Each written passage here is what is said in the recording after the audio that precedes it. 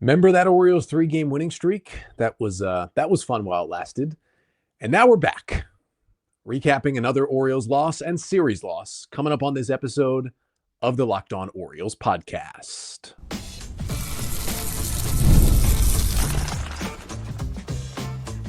You are Locked On Orioles, your daily Baltimore Orioles podcast. Part of the Locked On Podcast Network, your team every day.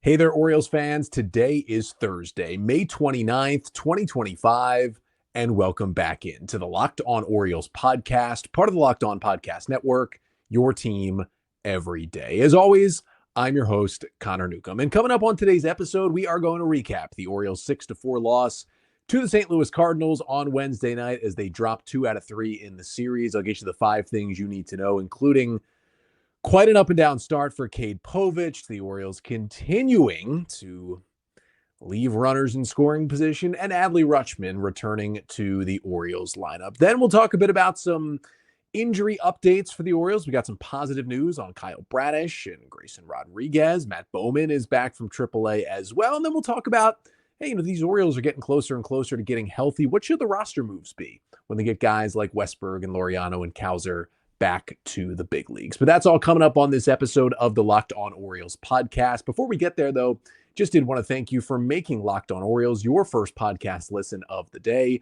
We're free and available on all podcast listening platforms. If you're an audio listener, Spotify, Apple Podcasts, whatever it may be, please, if you could leave a 5-star rating and a review, if you could subscribe to the show, that really, really helps. Also, we're here on YouTube. Make sure to like, comment, and subscribe to the Locked On Orioles YouTube channel. And you can always send me some O's questions, mailbag questions, want to chat about the O's, whatever it may be. You can email me lockedonorioles@gmail.com. So let's first jump into another Orioles loss. They had won 3 in a row. It looked like they were going to get a series win finally again, and then they did not. They lost Tuesday, and they lose on Wednesday night by a score of 6-4, dropped 2 out of 3 to the St. Louis Cardinals, and the Orioles are abysmal. It's not fun. Their record is 19-36 now through 55 games on the season. And I'm going to get you the 5 things you need to know from this Orioles loss. And the first thing is that Adley Rutschman returned to the Orioles lineup, but did not look so good when he was out there. Adley took a foul ball off his mask on Sunday in Boston, ended up leaving the game. The Orioles were kind of coy about whether or not he went into the Major League Baseball concussion protocol. You would assume he did. You would assume they tested him for a concussion. That would seem to be the injury that could have happened. Adley did not play on Monday or Tuesday, was not available, but the Orioles kept saying that we think he's going to avoid the concussion IL, and that seems to be the case because he got back into the lineup for the first time Wednesday. Now, he did not catch. He started the game as the designated hitter, so not fully back until he catches. But that first at-bat, it had only been 3 days since he played in the game, and that was not something you see Adley do. Yes, we know Adley's gone through his struggles this year, but he's been really good about not chasing balls out of the zone. He hasn't struck out a lot, and he struck out on 3 pitches in the first inning against Cardinals starter Miles Mikolas.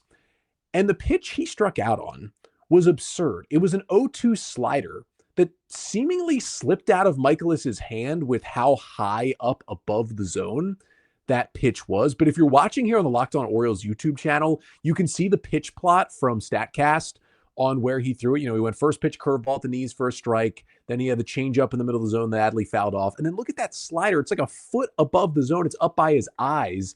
And Adley swung through it for strike 3. And I watched that play and I was like, has Adley ever swung at a pitch up there? Now, he has from time to time, but they've generally been on those good kind of rising 4-seam fastballs that you can't lay off of. This graph right here, I'm going to show you from Baseball Savant and StatCast, is every breaking ball. I included sliders, sweepers, curveballs, slurves, and even cutters. Every breaking pitch that Adley has swung and missed on in his big league career, dating all the way back to 2022. So take a look. You're watching on YouTube. You see this high slider that Adley swung at? Here are all the other breaking pitches he has swung and missed at. If you're not watching on YouTube, let me explain this chart to you right now. There are 2 total pitches out of a bunch of them, because again, this is 4 years of swinging and missing. 2 total pitches that are even above the strike zone that were breaking balls that he swung and missed at. Both of them were barely above the zone. Like both of them probably get called balls, but an iffy umpire could have called them both a strike. That's how close they were to the zone, and Adley had to protect. And I go back to the chart. Look how high up that slider is that he swung at. Like, we've legitimately never seen Adley swing at a pitch like that, and that is what he did in his first at-bat back.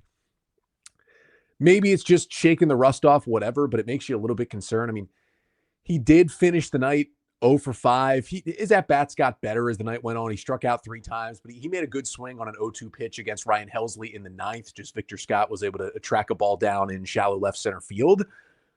But we'll see. Hopefully he is catching on Friday night after the off day today, and hopefully he's back to being healthy and in this lineup. But it's tough for the O's to win when you get a combined 0 for 10 from Adley Rutschman and Gunnar Henderson, and that is what the Orioles did on Wednesday night. Second thing you need to know from this one is that it was actually the bottom of the lineup that was getting things done for the Orioles. I mentioned the 0 for 10 from the number 2 and number 3 hitters, but how about the rallies that the Orioles put together at the bottom half in this game? In the second inning, the Orioles got 3 runs against Miles Michaelis, got a couple of hits. Mullins with a little infield single that Michaelis throws away, allowing a run to score to make it 1-0. They get second and third no outs for Maverick Handley, who, hey, he doesn't get a hit with a runner in scoring position, but it's a productive ground out. It brings the run home. It makes it 2-0. And then it's not the bottom of the order. It flipped back to the top, and Jackson Holliday, an RBI double for his second double of the day to make it 3-0. Nice swing for Jackson. First multi-double game in his big league career. His 4th 3-hit game of the season, as he also singled to lead off the 9th. But back to the bottom of that Oriole order, they really sparked that 3-run rally in the second. And then the other inning that the Orioles scored in, they got another run in the 4th. They started the inning with 7, 8, 9. Mullins, Maverick Handley, and Dylan Carlson, all 3 singled, ending with an RBI single from Carlson to put the Orioles up 4-2. That's the kind of production you need from the bottom of your lineup if you're going to turn this around, especially with all the injuries. And again, you have Mullins down there, but when you have Maverick Handley and Dylan Carlson hitting at the bottom of the order, guys you didn't expect to be down there, but because of injuries, they are there, and they are taking some better swings, and they pretty much produced all of the 4 runs that the Orioles scored in this game. But it should have been more. And the third thing you need to know from this one is that once again, the Orioles squandered so many big chances at the plate. It was the issue on Tuesday in their 7-4 loss. Yes, the Orioles got some big swings, but the O's were 1 for 14 with runners in scoring position in Tuesday night's loss. The one hit was a 3-run homer by Ryan O'Hearn, which allowed them to score 4 runs in that game. But it happened again on Wednesday. Now, Wednesday, they got some more hits. I mentioned the Mullins single. I mentioned the Holiday double, the Dylan Carlson RBI single in the 4th. They got 3 hits with runners in scoring position. It's better than they've done a lot this year. But they ended up 3 for 17 with runners in scoring position. That is the most at-bats they have had with a runner in scoring position this year. Now, it was 17 total plate appearances. Their season high is 19 total plate appearances with runners in scoring position. But for ABs, times you come to the plate, you don't walk or get hit by a pitch or have a sacrifice hit. 17 was the new record, and they went 3 for 17. And the crazy thing was, their final at-bat with a runner in scoring position came in the bottom of the 9th inning. The Orioles got singles from Jackson Holliday and Ryan Mountcastle in the 9th, and they got O'Hearn to the plate, 2 on, 2 out, down 6-4. Of course, he grounded out on the first pitch to end the game. But that was their first chance since the 5th. They were 3 for 16. They had 16 chances with runners in scoring position through the first 5 innings. It was nice to get the 3 hits and get the 4 runs, but you got to come up at least big a couple of more times than 3 out of 16. And they just Miles Michaelis was not good. The Orioles got 9 hits against him. They knocked him out of there after 4 innings, and he's been really solid for the Cardinals this year. They got into that bullpen in the 5th, but they just couldn't convert. Yeah, they got Michaelis out of the game, but they never got the big strung together hits. And it was something over the past week. I mentioned there was like a 6-game spurt there in Milwaukee and Boston when the Orioles were hitting over 300 with runners in scoring position. It looked like they were fixing their woes. Then the last 2 games of this series has been as bad as it's been at any point this year in those big spots. They just dropped right back down. And guess what? They went right back into losing and lost both of those games. It's hard to tell what exactly is going on. I mean, Jackson Holliday, first inning, leads things off with a double. Orioles go 0 for 3 after that. Don't bring him home. even in the fourth, right? I mentioned the 3 straight singles by the bottom of the order. Then you have first and second, no outs for Holiday, Rutschman, Henderson. Out, out, out. Your inning's over. Like, fifth inning, first and second, 1 out. They already have Michaelis out of the game. They've gotten to the bullpen. Strikeout, ground out. Ends that chance. I mentioned the chance they had the ninth. They just squandering and squandering and squandering. And it's put them in this hole. It's put them in this hole where they are looking up at every other team, basically, and they're 17 games under 500 because the starting pitching's been a big issue, but they're not coming through with the bats. And it's hard to parse out what exactly is going wrong in these situations, because you leave a game like Wednesday where you collect 12 hits as a team to go along with a couple of walks. You're feeling probably pretty good when you get 12 hits on a night. That's a good big number to have. They had 10 hits on Tuesday. They get 12 hits on Wednesday. But the sequencing's off. You're getting them at the wrong time, and it's not leading to runs. And when you're not really hitting the ball out of the ballpark right now either. Ay. Fourth thing you need to know from this one, Cade Povich took the ball. He was really good, and then he was really bad at the snap of a finger. First 3 innings were incredible for Povich. 3 scoreless frames with 6 strikeouts in basically the first time through that Cardinals order. He was mowing them down. 4-seam fastballs, get a bunch of swing and miss against the righties. The sinker was dotted anywhere he wanted against the lefties. Really, his 2 fastballs really played up, especially early in that game on Wednesday night. He was coming off a good start. You liked what you saw in those first 3 innings. And this just seems to happen to Povich. It just unraveled in the fourth inning, right? Orioles got him a 3-0 lead. He goes out there in the fourth and poof, it's gone. Like, he started walking guys, giving up hits. He gave up 2 runs. Now, he did strand the bases loaded, got a big strikeout of Victor Scott, strand them loaded, keep the Orioles up 3-2 and get through the fourth inning. And you're like, okay, maybe that was his bad inning. Remember he had that start in Minnesota a couple of weeks ago where it was like 2 awesome innings. Then he gave up 5 runs in the third, and then he threw 3 more awesome innings to pitch 6. And it was like, I don't think he even gave up a base runner besides the 5 runs that he gave up in the third inning. So you're looking around and you're thinking, if you can just avoid these big, massive innings. And even with the fourth inning on Wednesday, it wasn't good, but he escaped with just the 2 runs. And you're thinking, okay, reset it. You still have the lead. The Orioles added another run in the bottom of the fourth to give him a 2-run lead. You come back out there in the fifth and you reset yourself. Except that is not what happened at all. Double home run to the first 3 Cardinals hitters the fifth inning, and immediately St. Louis takes a 5-4 lead, and Povich gets a couple more outs and then leaves the game. His final line just does not look good at all. 4 2/3 innings, 5 runs, 8 hits. I mean, the 9 Ks is nice, but the 3 walks, the homer on 96 pitches, not so nice, as his ERA is up to 5.29 on the season. And it's going to come for him more consistently. He's got the stuff. He's got the tools. I want to see more of those kick changeups. His least used pitch, only threw 8 of them on Wednesday night. It's stuff-wise, it can be his best offering, and he seems to shy away from it a lot of the time. He's got to go to that pitch, especially against righties. But it's going to come for him, right? He hasn't even pitched a full big league season yet in his career. He's going to figure these things out, but he has to. It's been a problem in the minors and the majors for Povich, where he'll let a big inning just snowball on him, and he'll let things snowball, and he can't correct himself to lock it back in. Even that twin start I talked about, you could say, Connor, he did lock it back in. He came back out in the fourth and went a perfect 3 innings. Yeah, but he let that third inning get so far out of hand, giving up the 5 runs. And on this night, he snuck out of 1 inning, but it just pulled over into the second one. If you're going to give up 3 runs in a start, that's okay. If you're going to scatter them, give up some solo shots, whatever, but he just seems to give up these runs in bunches. And the reason it's frustrating is when he's not giving up the runs in bunches, Povich looks really good. Those first 3 innings, he was majestic. Those 6 strikeouts, just mowing down hitters. The issue is that it's the dichotomy. It's no consistency. It's either, wow, like Povich looks like he could be at least a mid-rotation starter or even better, or Cade Povich looks like he needs to go to AAA. There's no in between. When he is out there inning to inning, he's got to find a little more consistency. I think he will. He's got the tools, but the Orioles are still kind of waiting for it to happen at this point. And the fifth and final thing you need to know from the Orioles 6-4 loss to the Cardinals on Wednesday night is that the bullpen wasn't bad. Matt Bowman was back, gave him some important length, 2 innings of 1-run ball out of the pen.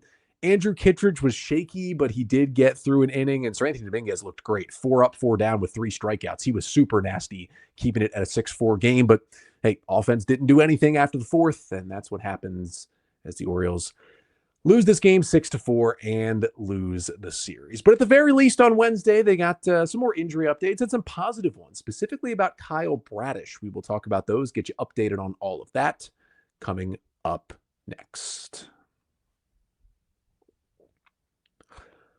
But first, this episode of the Locked On Orioles podcast is brought to you by Wonderful Pistachios. Looking for a snack that's both delicious and nutritious? Crack into a good source of protein with Wonderful Pistachios. Wonderful Pistachios is one of the highest protein nuts. Each 1 ounce serving has 6 grams of protein, giving you over 10% of your daily value. Plus, they're packed with fiber and better for you unsaturated fats to help keep you feeling fuller longer. Now, I'm a fan of the classic pistachios. I like to crack open that shell for the satisfying crunch. The in-shell options, they're just a classic favorite. But Wonderful Pistachios has those no-shells variety, perfect grab-and-go snack for busy days with great flavors as well. So get snackin' and get crackin' with the snack that packs a protein punch. Visit wonderfulpistachios.com to learn more. So another loss for the Orioles on Wednesday as they drop the series, but some positive news for the O's on the injury front as Tony Mansolino spoke to the media and got the Orioles some good information. The first big one was that Kyle Bradish threw his best bullpen in his recovery so far since getting his elbow surgery, Tommy John, back in June of last year. He threw a 35-pitch bullpen on Monday, and it was the first bullpen. He's been throwing them for a couple of weeks now, but it's the first one in which he threw breaking balls, which is another good step because you usually start by throwing only fastballs and then you progress on to breaking balls as well when you're coming off TJ. And he said, quote, he was feeling really good after that bullpen. He said he's about halfway through his progression of his bullpens coming back. The plan for is Bradish to continue to throw some pens throughout June. Then in early July, start throwing live batting practice. So actually have hitters in the box and throwing on the field, and then go on a rehab assignment in some point in July. And Bradish is expecting to be activated at some point in August, hopefully in early August, off the injured list and be ready to go and rejoin the Orioles rotation. I'd say all in all, very positive update on Kyle Bradish. We didn't get one on Tyler Wells, but good stuff on Bradish. We did get a Grayson Rodriguez update. He's been out for the whole season, elbow, tricep, and then a setback with lat issues that he has had. He threw a flat ground session on Tuesday. That is basically like the in-between of a bullpen and playing catch. You're throwing more deliberately, you're throwing pitches, you're going more high effort, but it's called a flat ground because you're not on the mound, you're just standing on the flat ground. So kind of an in-between right there. But the Orioles said currently still no timeline for his return, but it's good that he is at least throwing. That is a step in the positive direction for Grayson Rodriguez. Gary Sanchez has been cleared for all baseball activities, and he is taking batting practice now. He went on the injured list about a month ago, back on April 28th, with right wrist inflammation. He was 3 for 30 at the plate before the injury. Orioles signed him to a 1-year deal to be Adley's backup catcher this year. But he said on Wednesday he was dealing with the injury pretty much all year. It kind of goes back to being hit by a pitch, I believe, last year on the wrist, and kind of a lingering issue that he has. And again, the Orioles catching depth behind Adley isn't great right now with Maverick Hanley and Chadwick Tromp. So I know Gary was not good at the beginning, but he provides such a higher ceiling offensively than those guys. And with Adley struggling, it'll be nice to get Gary Sanchez, it seems like, back at some point here in early June. Tyler O'Neill has been out with a left shoulder issue. He hit in the batting cage on Wednesday, so that's a good step forward. But the Orioles didn't have still a timeline for his return. Hopefully they will get him back soon. They're looking for a power right-handed hitter in that lineup because Ryan Mountcastle certainly isn't giving them that. And then the Orioles did make a roster move on Wednesday. Matt Bowman was recalled from AAA as they optioned the right-hander Yoramil Geraldo back down to AAA Norfolk. Geraldo, who made his major league debut on Tuesday through an inning and a third scoreless out of the Oriole bullpen, guy who they signed to a minor league deal this offseason. Bowman is back, though, the funky right-hander who was with the O's last year. He was with the Orioles early this year, and he had a 5.19 ERA in 17 and a third innings out of the Orioles bullpen earlier this season before he was DFA'd. He was really good early in the year. Then the O's just overworked him completely because, remember, they were getting like 4-inning starts at most out of their starters, and Bowman was their long man at one point, and his arm just got tired. You could tell he started to perform worse. He got DFA'd, but he cleared waivers and he accepted his assignment to AAA Norfolk. He didn't have to. He could have become a free agent, but I think he saw the writing on the wall. Hey, there's going to be chances for me again this year. And he allowed only 1 run in 6 and a third innings out of the Norfolk bullpen since being sent down. the Orioles bring him back up to get a fresh arm, get a more experienced arm in that bullpen for a couple of days. And it was perfect timing because Cade Povich wasn't really good on Wednesday. The bullpen was pretty taxed, even with the off day here on Thursday. They go to Bowman and he gives them 2 really good innings of 1-run ball to provide some length out of that pen. Now, it'll be interesting to see what the Orioles do with Bowman because, again, he is out of options. So they would have to subject him to waivers again if they want to take him off the roster. If Charlie Morton does stay in the rotation after a good start on Monday, which is possible, that means Matt Bowman will just stick around back in the bullpen for now. But if the Orioles do want to go back to Trevor Rogers this weekend after that great start, 6 1/3 scoreless he had in his season debut in Boston over the weekend, to get Rogers here, it would probably be a Matt Bowman DFA once again. But he cleared waivers once this year. Chances are he could do it again and stick with the Orioles. So we'll see. It's really going to come down to that Morton versus Rogers decision. I've made it clear I'd rather go with Rogers for now, have Morton be the spot starter / long man in the pen. But, you get 6 innings, 2 runs from Morton on Monday. It wouldn't be the worst decision in the world to give him another start against the White Sox this weekend. And the final piece of news that I thought was just interesting, remember Kyle Gibson was an Oriole. He was terrible for 4 starts. He got DFA'd and released. The Tampa Bay Rays on Wednesday signed Gibson to a minor league deal, so presumably he'll head to AAA Durham and wait for his chance with Tampa Bay. And all I'll say is good luck to Kyle Gibson. I wish him the best. He was a big part of this Orioles team 2 years ago. Not so much this year, but if he wants to keep pitching, I certainly wish him well as he stays in the division. So those are all kind of the injury updates for the Orioles. Now that the questions are, these guys are getting a little bit closer. When they start to come back, the big names on the injured list, when they do come back, what roster moves do the Orioles make? Because the roster is struggling. It's not like they have 26 amazing players, but there's some interesting decisions coming up. And we'll talk through some of them, including one top Orioles young player who might see himself back in AAA sooner than he thought. That's coming up next to finish off the show.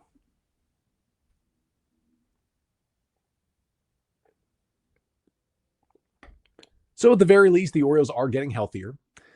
That's at least a positive to look at with this 19-36 record and another series loss.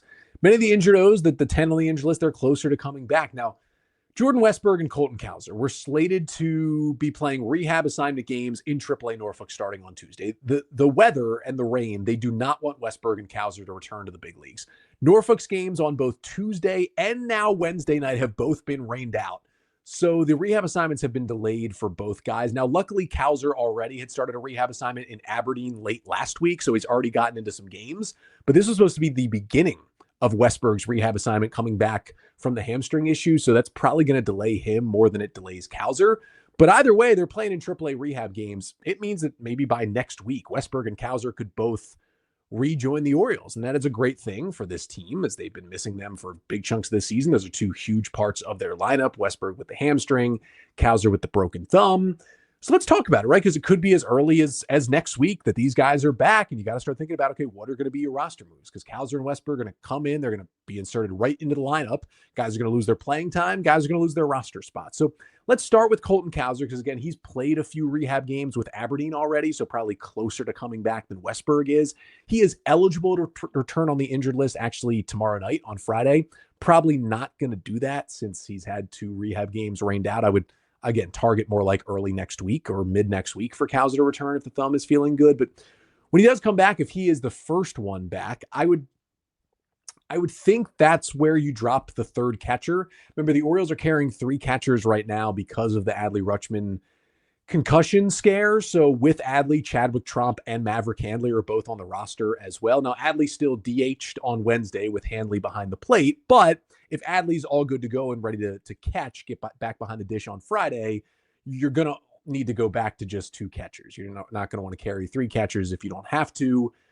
So if they carry the 3 catchers into next week, it would probably be a Chadwick Tromp DFA or maybe just a Maverick Handley option to AAA and Tromp stays as the backup either way to get Cowser on the roster. I think more likely if Adley's all good to go Friday and ready to catch, they'll make the move early, even if no one is ready to come off the injured list.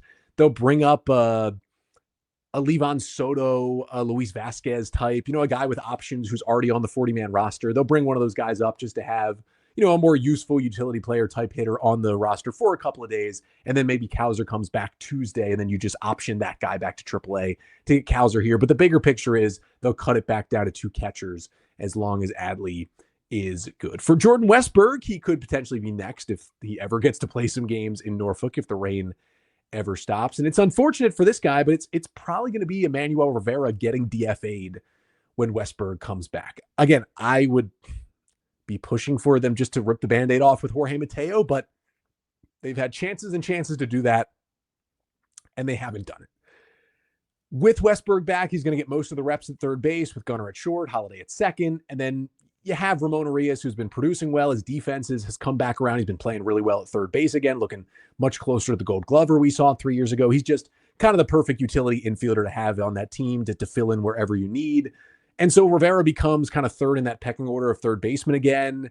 Yeah, he can also play first base, so he has a little versatility, and he's been swinging it okay, but it's been kind of an empty production. His average is down to 263. It's just an 88 WRC plus. He hasn't had an extra base hit since May 8th. Kind of the shine early on again from Rivera and from last year is definitely starting to wear off. And so I think he's much more replaceable on the roster at this point. And once they get healthy, you're just going to need him less and less. And the O's will definitely hope that he clears waivers and wants to stay with the organization because they love having Rivera as depth. They've loved it since they got him on waivers last August. But maybe a team takes a chance on him. Maybe they don't. Either way, it's just he's not really going to have room to play on this roster anymore when Westburg comes back. Then you have Ramon Laureano, who's on the injured list with an ankle sprain after that scary fall in Milwaukee last week. He is running. He's eligible to come off the IL this Saturday.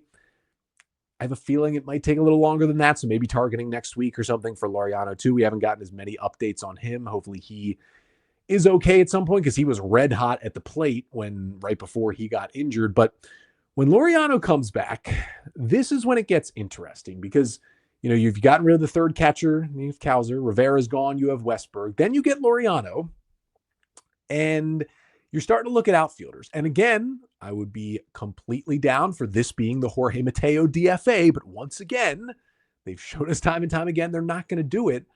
I legitimately think at this point, once both Laureano and Cowser are back, not just Cowser, but Laureano and Cowser, once they're both back, there's a legitimate chance Heston Kjerstad is optioned back down to AAA. I mean, he has just been completely unplayable in every facet. I thought something that was really telling on Wednesday, not only was Kjerstad not in the Orioles lineup, which he hasn't deserved it. He has been terrible.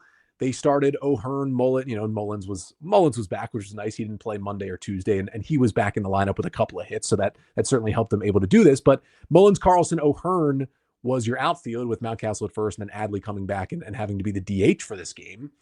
Kjerstad was on the bench, which, again, he hasn't been hitting, but the Orioles had a spot in the 8th inning where Maverick Handley was due up, and they had the third catcher on the bench in Trump, so they could go with a pinch hitter and not have it mess up the lineup. And Heston Kjerstad, you got a big power hitting left-hander on the bench to get yourself a better matchup against the right-handed reliever or against the reliever in general. And you would think maybe they're going to go that way. Exactly. It was a left-handed reliever in Jojo Romero, but even in that, they go to Emmanuel Rivera. And some of that from Tony Mansolito is playing the matchups, a righty hitter against Jojo Romero, the lefty, but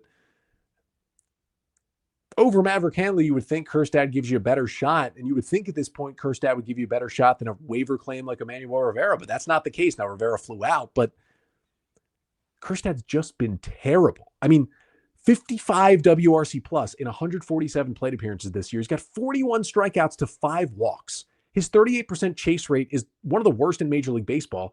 And in the month of May, all he's doing is just beating the ball into the ground. He's got a 57% ground ball rate and a 37 WRC plus in May. He's been unplayable, not to mention by StatCast, he has been one of the worst defensive outfielders in all of Major League Baseball. So he's playing terrible defense. He's not hitting at all, and he has minor league options left. This was his chance. We talked about it. Cowser's out. Now O'Neill's out. This was his chance to play every single day, and the Orioles gave him that chance. He's played a whole lot this season, a whole lot more than he did the last 2 years when he was in the big leagues, and we thought, hey, he's going to take advantage of it and finally cement himself as an everyday player. It's gone the opposite direction. I think with more playing time, we have a much more negative opinion of Kjerstad right now than we ever did in 2023 or 2024 when he got his multiple short stints in the big leagues with the Orioles. And that doesn't mean it's not going to work out. He still has plenty of time to turn himself into a productive big leaguer, but it's not happening right now. And as this Orioles outfield gets healthy, I mean, even beyond Laureano, you're going to have Tyler O'Neill coming back at some point. I think it's pretty much guaranteed that Heston Kjerstad is going back to AAA at some point. Unless he turns this around quickly, I'd send him down at least for a reset because it is just tough to watch right now. Gary Sanchez could come back as well. That's when, whoever the backup catcher is, Trump or Hanley, you just send them back down to AAA and Sanchez becomes the catcher. And then if Tyler O'Neill does eventually return in June at some point, and you already have Kjerstad in AAA, again, could once again be time for the Mateo DFA, but it's not. It's probably optioning Dylan Carlson back to AAA.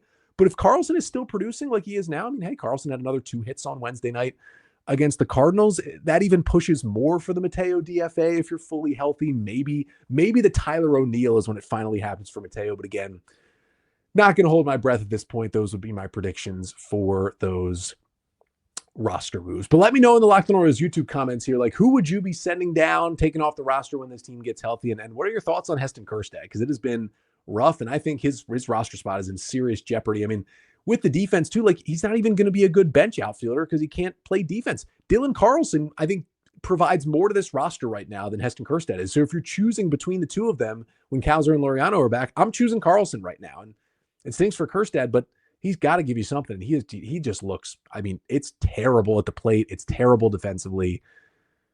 He needs to snap out of it for this Orioles team. But that'll do it for today's episode. O's are off here on Thursday before the White Sox come to town on Friday, but I will still have an episode coming up on Friday. We haven't done the Bullpen Trust Power Rankings in a while. I'll get you those. Also get you the first edition this year of the Hitter Trust Power Rankings to look through how the Orioles hitters are performing. And then, of course, we'll preview the weekend series between the Orioles and the White Sox. That's coming up on tomorrow's episode. Until then, I'm Connor Newcomb, and this has been the Locked On Orioles podcast, part of the Locked On Podcast Network. Your team every day.